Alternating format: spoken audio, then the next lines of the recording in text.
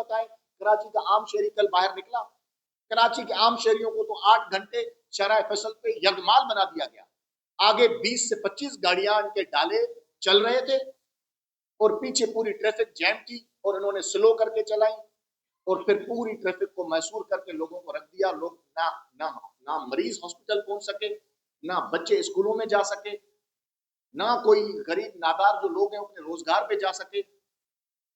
یہ کوئی طریقہ ہوتا ہے؟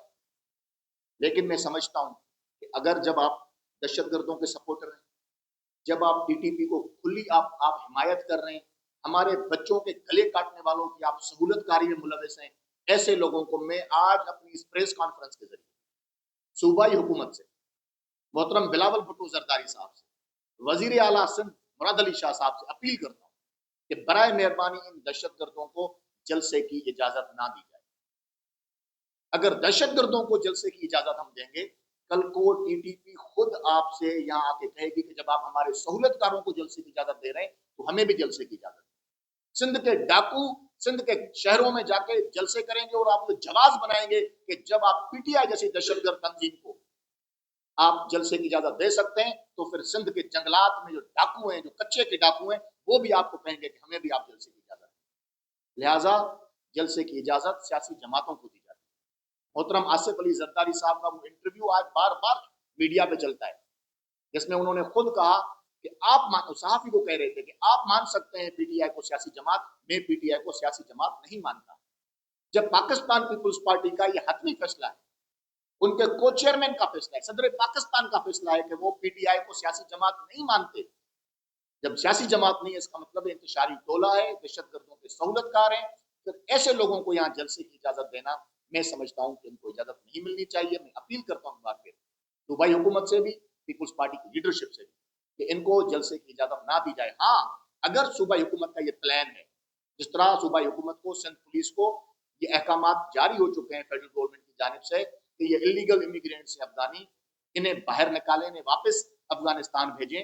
اگر ان کا یہ پلان ہے کہ کل یہ دیکھیں کہ کہاں کہاں سے لوگ نکل رہے ہیں اور پھر جلسے سے واپس کہاں کہاں جا رہے ہیں، انٹیلیجنس کے ذریعے اگر وہ معلوم کرنا چاہتے ہیں کہ یہ لوگ کہاں کہاں رہتے ہیں، کیونکہ جب سے ان کو انلیگل امیگرینٹس کا درجہ دیا گیا ہے یہ لوگ سارے چھپ گئے. اگر کوئی اس طرح کی بات ہے کہ پھر بعد میں ان کو پوائنٹ آؤٹ کر کے پکڑ کے واپس افغانستان بھیجنا ہے تو پھر تو ٹھیک ہے.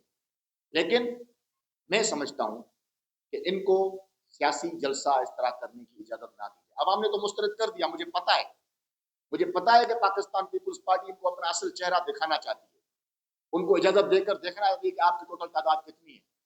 لیکن محض ان کو سیاست میں ناکام کرنے کے حوالے سے ہم دہشت گردوں کو سازگار ماحول پرووائڈ نہیں کر سکتے.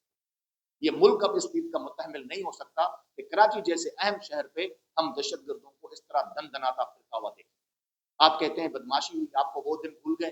اسی شہر قائد میں بدماشی اس کو کہتے ہیں کہ چادر اور چار دیواری کا تقدس پامال کیا گیا. کس سے یاد نہیں کہ ہوٹل کے کمرے میں محترمہ مریم نواز شریف صاحبہ اپنے ہسبینڈ کے ساتھ موجود تھی، ان کا دروازہ توڑا گیا اور وہاں سے کیپٹن صفدر کو گرفتار کیا گیا. اس سے ایک رات کے مناظر کون بھول سکتا ہے کہ پی ٹی آئی تھانے کے باہر دھرنا دے کے بیٹھی ہوئی تھی، ایک ناجائز ایف آئی آر کٹوا رہی تھی، غیر قانونی ایف آئی آر کٹوا رہی تھی، اور اس کے بعد جس انداز میں کیپٹن صفدر کو رات کے اندھیرے میں گرفتار کیا گیا، یہ ہوتی ہے کھلی بدماشی.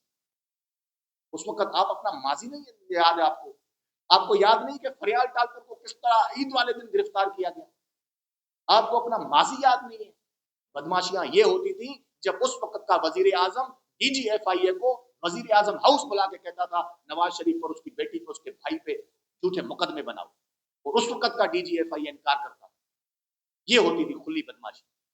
آج بھی آپ اس ملک کے پورے نظام کو آپ سمجھتے ہیں کہ یہ آپ کے والد صاحب کی جاگیر ہے. جس کو چاہے جہاں چاہے، آپ کسی آئین کو نہیں مانتے، کسی قانون کو نہیں مانتے. تو میں سمجھتا ہوں کہ ایک طرف آپ کے یہ پوری چیزیں ہیں، دوسری طرف آپ کیا کہہ رہے ہیں؟ مذاکرات کریں. اور کس کے پیچھے مذاکرات میں آپ چھپ رہے ہیں؟ محمود خان اچکزئی صاحب. اور محمود خان اچکزئی صاحب کل بار کو خطاب کر کے لاہور میں کہہ رہے ہیں کہ پی ٹی آئی ایک ایسی جماعت ہے جس میں کوئی ڈسپلن نہیں ہے، ہر 100 بندے کا الگ الگ لیڈر ہے. پی ٹی آئی میں موجود ہر 100 بندے کا الگ لیڈر ہے.